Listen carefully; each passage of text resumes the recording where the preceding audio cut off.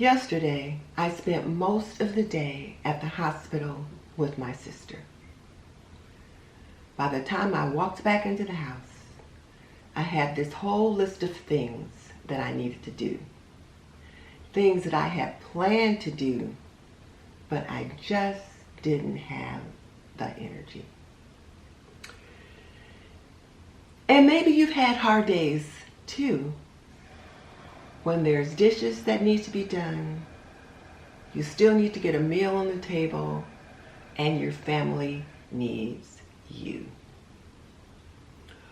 Well, today I thought I would just share with you what I actually do on hard days, when I still care about my home, but I just don't have much left to give. This video is brought to you by Aprondiva. Pretty and practical, we believe that an apron can be a homemaker's best accessory. Visit us at www.aprondiva.com. So thing one is to let done be enough. At the top of my list every day is to make my bed. And I had made my bed first thing that morning. So when I came back from the hospital, that was one thing that I already had done. I didn't add more. I let that be enough for the day. Thing two is to lower the bar for dinner. Hard days are freezer meal days. That means I'm going to pull something out of the freezer that I've already cooked, pop it in the microwave, and that's dinner. Or it could be pick up something on the way home days. It doesn't mean you failed because you're grabbing takeout. It means you're caring for yourself as well as caring for your family. And if you've got littles, it could be breakfast for dinner days where we're having scrambled eggs and toast.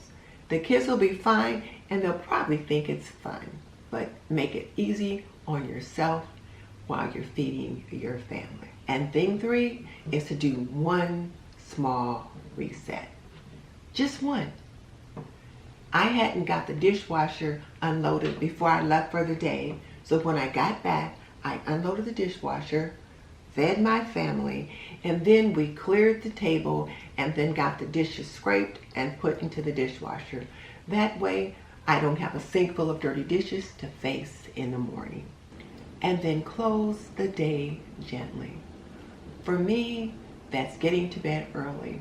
I slip into my PJs, I pull out my Kindle, I find a nice quiet story to listen to, probably one that I've listened to several times before, so I don't have to keep my mind engaged to know what's going on.